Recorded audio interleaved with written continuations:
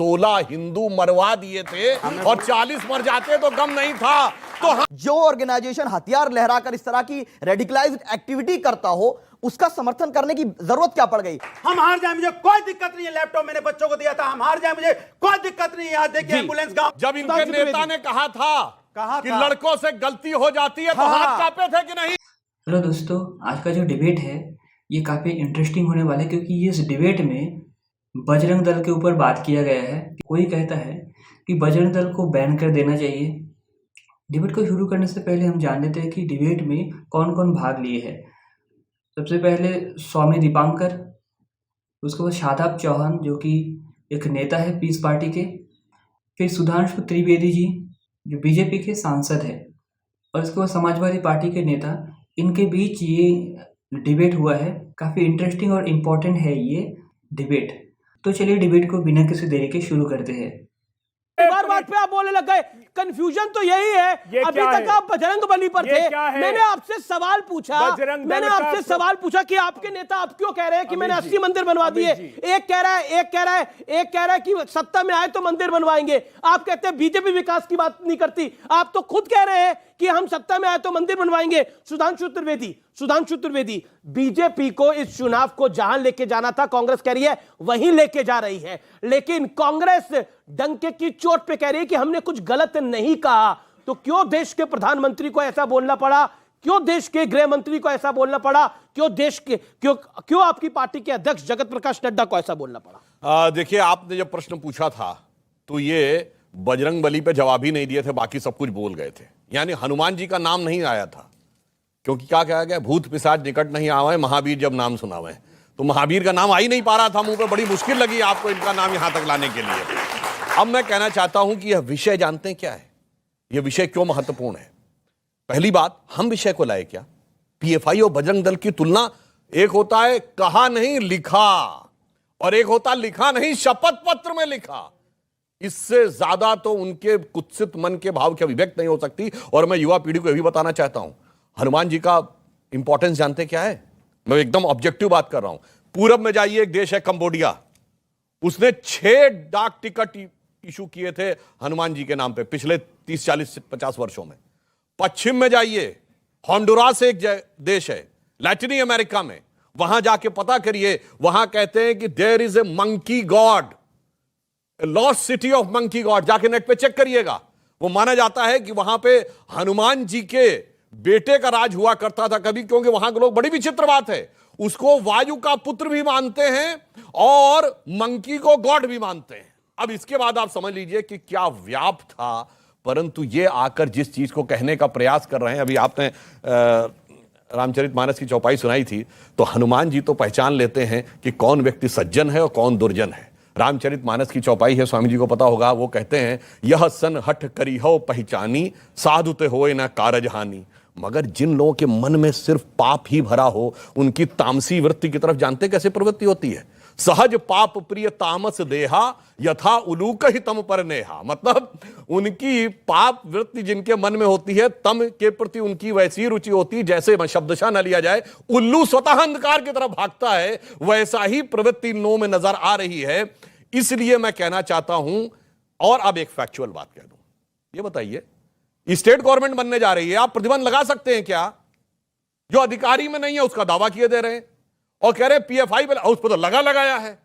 मतलब आप इससे समझ लीजिए कि कितना धोखा देने की बात करते हैं। पीएफआई पे लगाया, कहते हैं हम लगाएंगे। अब एक लाइन और कह दूं, और बजरंग दल पे ये प्रतिबंध लगाने की बात नहीं करते, लगा चुके हैं और अदालत की चौखट पर औंधे मुंह गिर चुके हैं। विवादित ढांचा गिरने के बाद, एक लाइन कह दूं, विवादित ढांचा गिरने के बाद 10 दिसंबर 1992 को इन्होंने बजरंग दल और संघ दोनों पे प्रतिबंध लगाया था। नियम यह कहता है कि 90 दिन के अंदर ट्रिब्यूनल में इनको सारे के सारे फैक्ट कोर्ट के सामने रखने पड़ते हैं।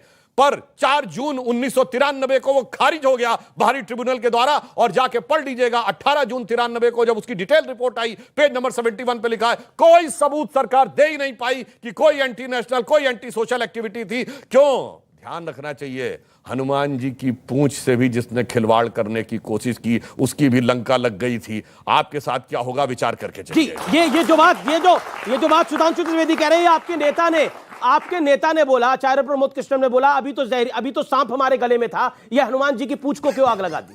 ये आपके नेता ने बात बोली है, ये आपके नेता ने बात बोली है आचार्य प्रमोद कृष्ण ने।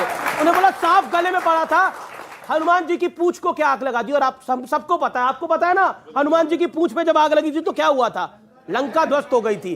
तो कांग्रेस ने हनुमान बजरंगबली की पूंछ में क्यों आग लगाई, बकौल कांग्रेस नेता आचार्य प्रमोद कृष्ण।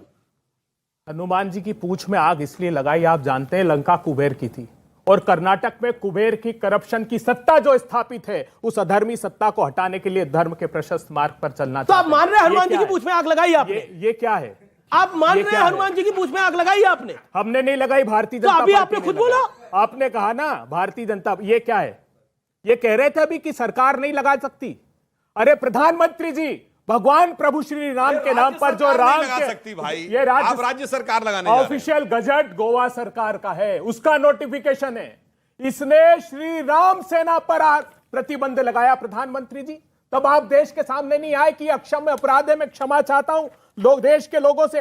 प्रधानमंत्री जी तब नहीं आते तो कम से कम 8 फरवरी 2023 को देश के सामने आ जाते। जवाब ये बात कांग्रेस सवाल लगातार उठा रही है कि श्री राम सेना में भी तो बैन लगा था। जी गुड पॉइंट, लेकिन अमीश जी ये क्या है प्रधानमंत्री जी? किसके नाम नोटिस है ये? बजरंगबली के नाम नोटिस प्रधानमंत्री जी ने जारी कर दिया 8 फरवरी 2023 को। कहा बजरंगबली, आपने हमारी मध्य उत्तर रेलवे की भूमि पर अतिक्रमण करके मंदिर बना लिया है। अगर बजरंगबली आपने 7 दिन में यह मंदिर नहीं हटाया तो इसका हर्ज और कर्ज आपको चुकाना पड़ेगा। इतना बड़ा पाप भगवान प्रभु श्री बजरंगबली के नाम से और भगवान श्री राम के नाम से, और प्रधानमंत्री जी आपके आश्रय में यह नोटिफिकेशन लगातार बढ़ता जा रहा है। इसका उत्तर दीजिए क्या राज्य सरकारों को? और दूसरी बात जी, लेकिन देखिए बीजेपी रफू करती हुई नहीं दिख रही, रफू आप करते हुए दिख रहे हैं। आपके नेता ये सब बोल रहे हैं, आपके नेता कह रहे हैं कि हमने 80 मंदिर बनवा चुके हैं, हम एक और मंदिर बनवाएंगे, सत्ता में आएंगे। तो पॉइंट ये है, जवाब ले लेते हैं। कांग्रेस को लग रहा है कि बजरंग दल पर बैन लगा के चुनाव जीता जा सकता है। अमीश भाई, हमारा रिक्वेस्ट है, हमें भी वैसा ही समय दीजिए। जी बिल्कुल। मैं 2 बात कहना चाहता हूं। बजरंग दल पर बैन का दिन आपने देखा था कौन सा था? मंगलवार। आप बजरंग दल पर बैन कीजिए, मगर आप समझते हैं कि स्वर्ग में देवता भी उन लोगों का अभिनंदन करते हैं जो प्रतिदिन हनुमान का वंदन करते हैं। प्रतिदिन आप समझ नहीं पाते हैं।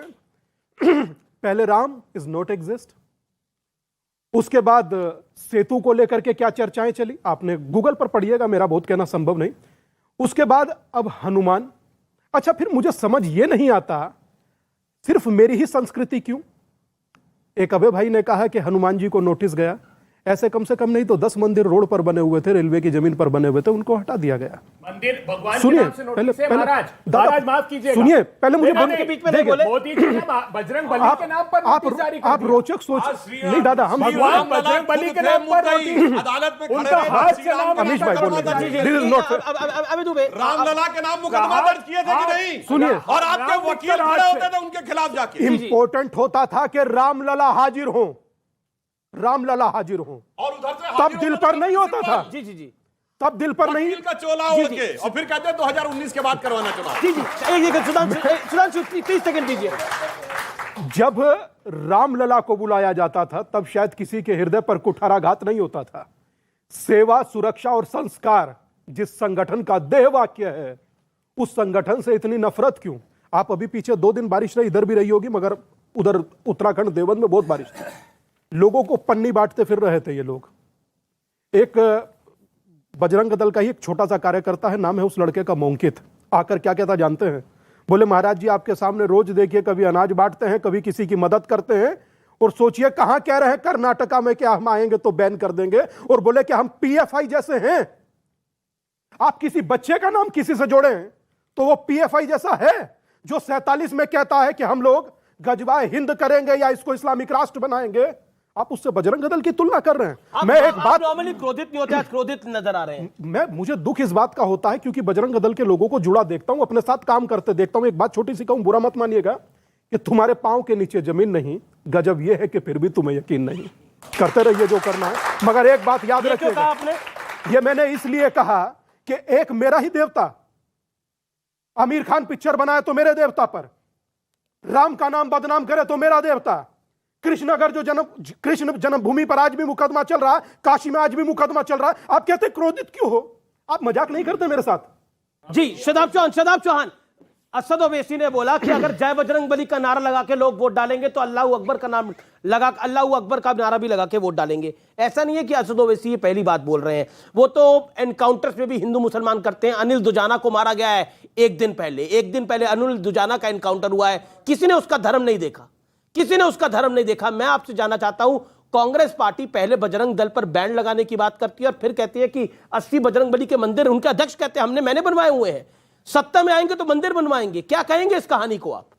सबसे पहले बजरंग दल के ताल्लुक से मैं यही कहूंगा कि जो ऑर्गेनाइजेशन के लोग नांदेड़ में बॉम्ब बनाते हुए मारे गए, उसके बाद 2003 बॉम्ब ब्लास्ट में वो इन्वॉल्व थे, ये जानकारी मिली। ऊना के केस में ये लोग शामिल थे, हाथरस और क्रिश्चियंस को के साथ अपराध करने में। राजस्थान में ये लोग मारे 2 लोगों को। जो ऑर्गेनाइजेशन हथियार लहराकर इस तरह की रेडिकलाइज्ड एक्टिविटी करता हो, उसका समर्थन करने की जरूरत क्या पड़ गई? दूसरी चीज ये कि कांग्रेस का एक अजीब हाल हो चुका है, वो यही नहीं तय कर पा रहे कि आपको जाना किधर है। एक तरफ वो कहते हैं कि हम बैन करेंगे, दूसरी तरफ पलट के कहते हैं कि हम जो है राजस्थान और छत्तीसगढ़ में उस ताल्लुक से बात नहीं करते हैं। स्टेट और नेशनल गवर्नमेंट की जहां बात आती है, या तो आप एक तरफ रहिए, कभी आप सॉफ्ट हिंदुत्व की तरफ जाते, कह रहे हैं मैंने मंदिर बनवाया, ये जमहूरियत है, लोकतंत्र है, या वोट पड़ना चाहिए शिक्षा स्वास्थ्य पर। आपके नेता पहले तो कह रहे हैं बैन करेंगे, फिर कह रहे हैं मंदिर बनवाएंगे, ये करेंगे। मैं कहता हूं जिस तरह से बजरंग दल और हनुमान जी का कोई संबंध नहीं, उसी तरीके से आईएसआई और इस्लाम का कोई ताल्लुक नहीं। ये दोनों अलग अलग चीजें हैं। हनुमान जी को ड्रैग करके प्रधानमंत्री जी हनुमान जी का अपमान कर रहे हैं। बजरंग दल एक वो ऑर्गेनाइजेशन, आईएसआई से बजरंग दल को कैसे कंपेयर कर सकते हैं? ऐसी एक्टिविटी करेगा, बॉम्ब कैसे कर सकते हैं आईएसआई से बजरंग दल का कंपैरिजन?